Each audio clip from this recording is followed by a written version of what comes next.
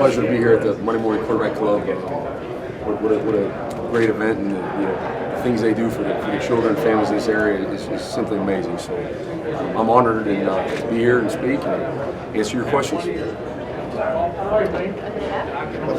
Ashton Daniels, he played really well in the second game. He's got those hot earlier this season about redshirting. Is there any consideration toward sitting him against Mercer so that he can maintain that redshirt but still play more games? Yeah, obviously his situation is kind of unique in that regard, and so we always try to do two things: what is best for the young man and his family, and what is best for the program. And so those are ongoing decisions and discussions. Are there any pros to having a bye week this late in the season? A lot of teams only got 2 more games after regular season games. Are there pros to having it this late? Yeah, I mean, I guess whenever you have a bye, you can always weigh out the good and bad of it. To me, the focus is just we have a chance this week to get better. We have things to work on. I think, obviously you look at last week with a lot of things changed, and so I think this gives us a chance really to not be. I mean, it was full speed ahead for a week, just trying to get our plan together, what we want to do. This week is a chance really to then, I think, solidify those things and hone in on. So we're going to utilize it to our advantage. What we do, we have 2 very important games coming up this season, and so we're going to use this week to get ourselves better and get ready to go. DJ, the dynamics of coaching are different now. Some college football with the transfer portal and everything. How much are you involved right now with keeping this roster together, making sure these kids maybe stay for next year? Yeah, I'm very involved. I have a full-time investment in this program and this place, and plan on being here for a long time. So those are ongoing discussions all the time. I think the biggest thing to me is you can look at how our players responded and played together. I think that tells a lot about how they feel about one another and feel about this program. And there's a lot of clutter and distractions put in their minds, and it's the world we've created in college football. And so to keep these guys focused and together is certainly a task, but I enjoyed it, take it on, and again, we have the right type of leadership and players on the team, and I think those guys, they feel a sense of accountability to one another, and I think it showed how they played on Saturday. You said you want to be here long term. I assume you want to possibly be the next head coach. I guess what do you bring to the table that maybe another candidate wouldn't? Yeah, I mean, those things will all be decided in due time. To me, it's like the day-to-day of do the best with the job you have on that day. So my job as being defensive coordinator, I've tried to do the best I can in that job every day, and then my job changed a little bit a week ago and became an interim head coach. Now it's doing the best with that every day. And so part of that is roster management and keeping those guys together and making sure they're bought into the program and what we're building. And so that's what we'll do. Just take it day to day. DJ, that locker room scene was so powerful. I mean, I know you built a bond with this defense. How about in terms of the whole team? How much closer did you get with the whole team in the past week? Yeah, I try to obviously spread around and get to know and create a relationship with every guy. To me, that's why you're in coaching. So those relationships are the most important thing.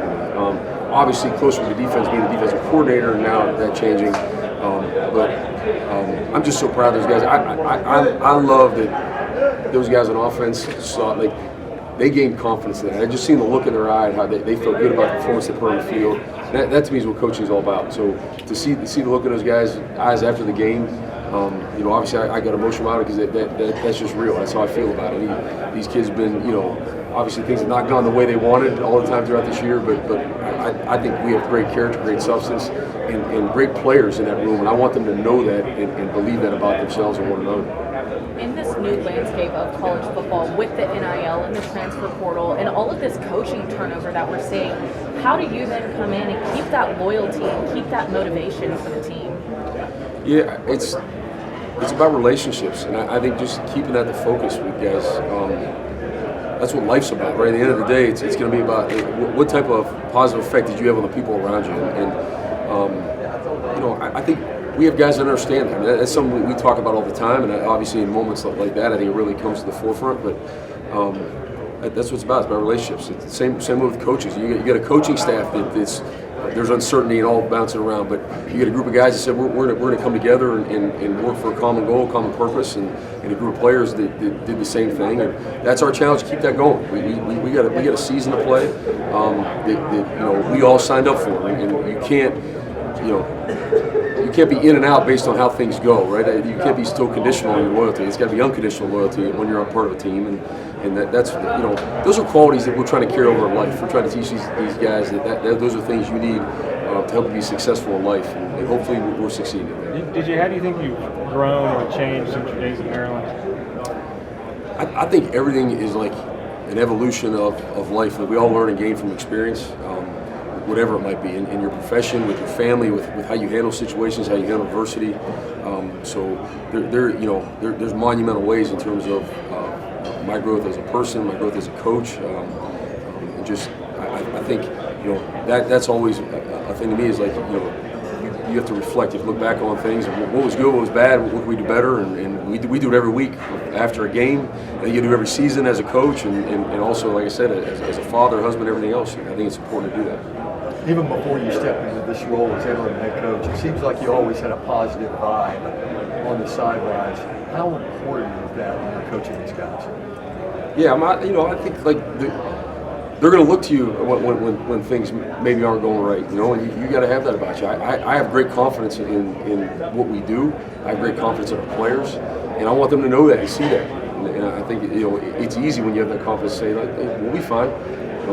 We have a little saying. We say, when things go bad, we say good. It's part of it. I think, man, think about the most growth we all have as humans is usually in moments of adversity.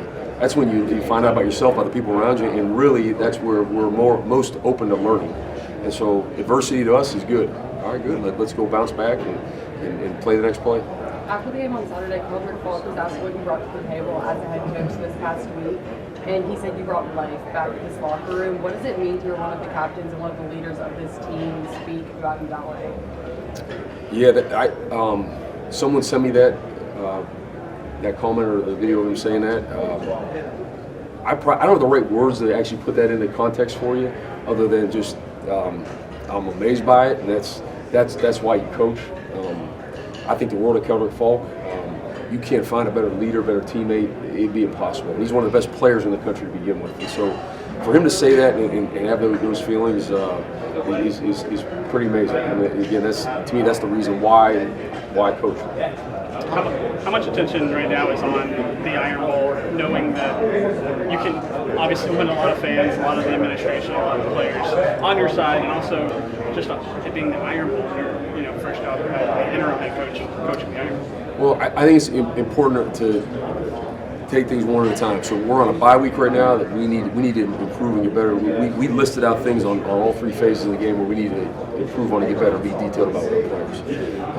Then we have Mercer, and that is the next opponent, so they're the most important opponent, and that's a home game, and we got to go represent our great university and our program the right way in our home stadium. And obviously, you mentioned the next game, the Iron Bowl. I think we all know the importance of that one, and we'll deal with that when we get to it.